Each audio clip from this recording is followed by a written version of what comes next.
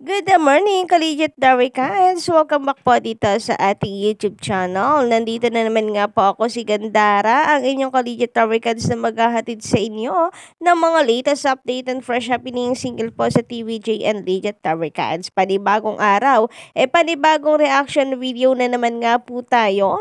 And for today's video, ang atin nga pong mainit na pag-usapan ay pumapatungkol po rito mga ka-OG.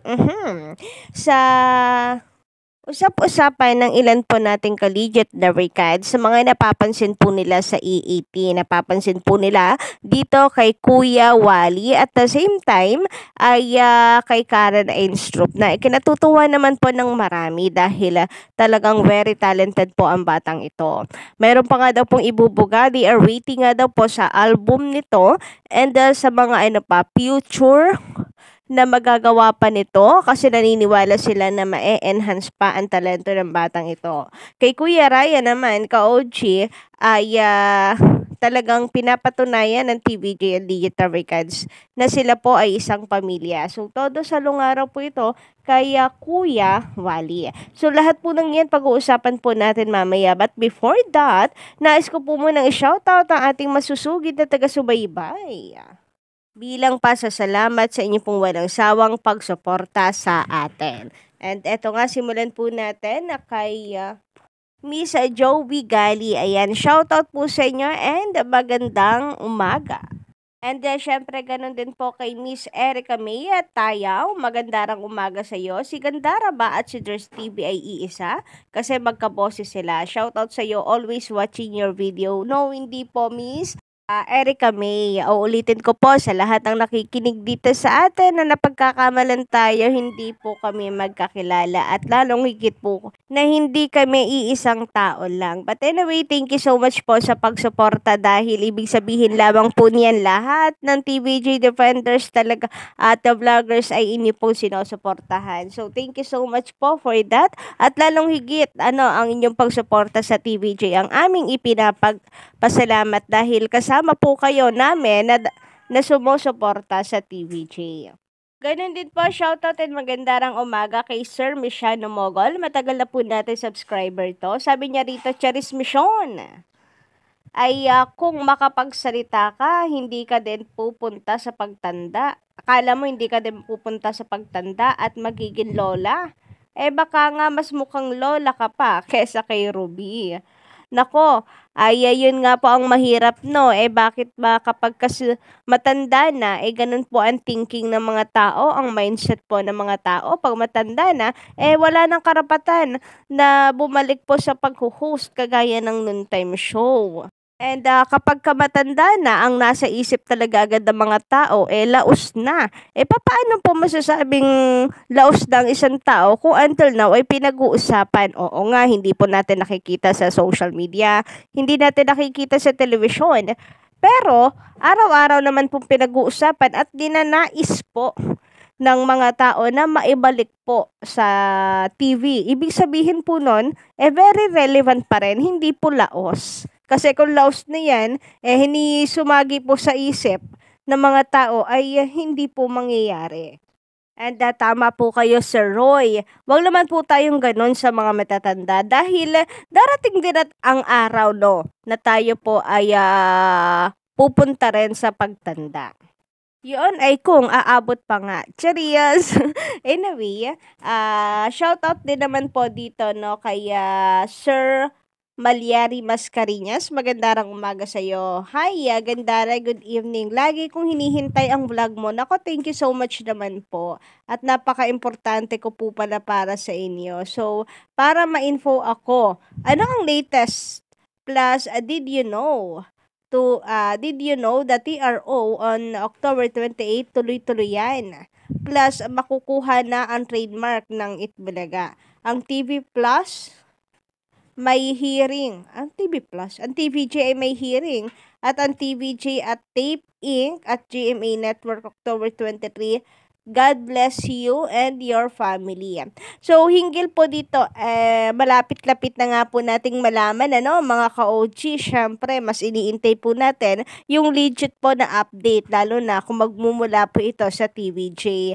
And malalaman naman po natin yan kapag patuloy pong ginagamit ang titulong Itbulaga ng Tape Inc. or bigla na lamang po nilang papalitan. Ang tanong, ano kayang ipapalit nila rito? Kung sakasakali man nga. And sa IPO naman kay Joey De Leon ay good news kung kanya nga po itong nabawi. Lalo na't ilan na nga raw pong mga hint ang pinapakita at sinasabi ni Henyo Masters sa kanyang mga post. Shoutout din po pala dito kay Ben Extremely. Walang kupas pa rin at walang katulad ang TVJ at Legit Americans. Pa-shoutout din sa iyo, Gandara. Nakasubscribe na ako sa iyo, pati kay Tita Messi. So thank you so much po Ben Extremely sa inyo pong pagsuporta sa mga Legit Americans Defenders and TVJ Defenders.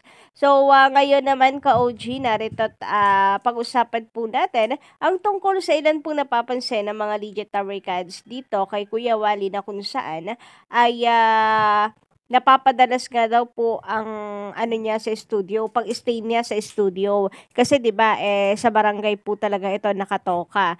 Pero alam naman po natin ang dahilan kung bakit. Dahil nga siya pa ang gumaganap bilang Lola Belen at saka Papa Ethan, which is napaka-importante para po sa Gimme serye. And siya po yung may angking talento talaga na veterano pagdating po dito. And syempre sa tulong na rin po yan ni Kuya Pao na alam naman po natin na very talented lalo na sa pagme-makeup kasi anak po ano po yan yung nasa lahi po niyan. Ang Amor Solo. Talagang artist po ang mga yan. Anyway, dahil nga po dito, yung palagay ng iba, baka meron po something kay Kuya Wally na kung saan ay kinakailangan po niya mag-stay muna sa studio. Double purpose, ika nga daw po. O pwedeng mainit na po kasi masyado ngayon dito po sa barangay. Double purpose dahil nagkataon naman na meron pong Gimme serye po sila para siya po ay makapag-stay dito sa studio. Pero alam naman po natin guys, wag po tayo masyadong mag-overthink.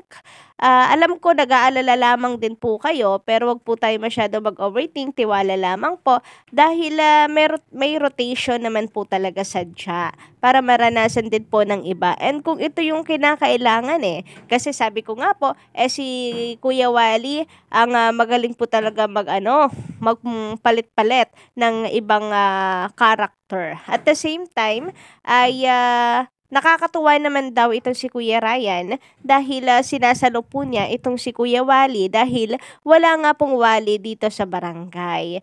Samantala, pag-usapan naman po natin mga ka-OG ang tungkol po rito sa pagde-develop, pag-enhance po ng TVJ sa talento po ng mga Legit Americans, lalo na ng mga bagong salta. So, isa na po dyan si Maine Mendoza, no? Sa nakita naman po natin, ang laki po na improvement and kayang-kaya na po ni Maine Mendoza talaga. So, ngayon ay si Atasha Mulak naman and si Karen Instrup ang siya kanila pong tinututukan. And naniniwala po ang lahat na malaki po ang matututunan ni Karen at saka ni Atasha Mulak. And napapansin nga po nila na meron na pong development dito kay Karen. Bukod po sa singing, ay nakakasabay na rin si Karen po sa pag-host. And makikita niyo po dito sa video, no, na pati pagsasayaw ay kinakareer. And magaling po itong si Karen Astrup. Hataw na hataw nga po siya mga ka-OG. So ayan, makikita po natin dito ang saya po ng mga E80 girls. Lalo na po siguro kapag nandito po si Mengay at saka po si Maha Salvador. Pero kailan nga po kaya makakabalik po ang dalawa? Si Maine Mendoza, namimiss na po siya ng mga tao.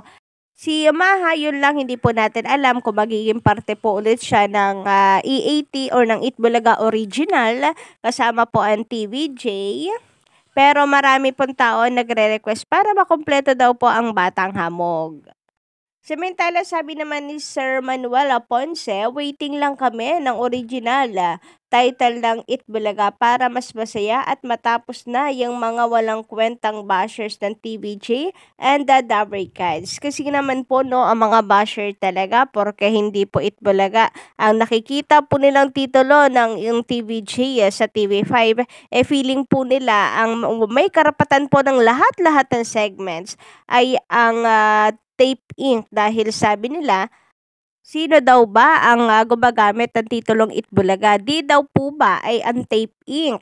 or ang noontime show na nasa GMA 7. Kaya kung meron daw po may karapatan na gumamit ng mga segments na yon ay walang iba kundi sila Yorme, sila Paulo, sila Buboy, or ang Tape Inc. Itbulaga at hindi raw po ang TVJ. Kung meron daw pong gaya-gaya ay ang TVJ daw po yun. What? Porke ganon? Ito yung sinasabi po ni,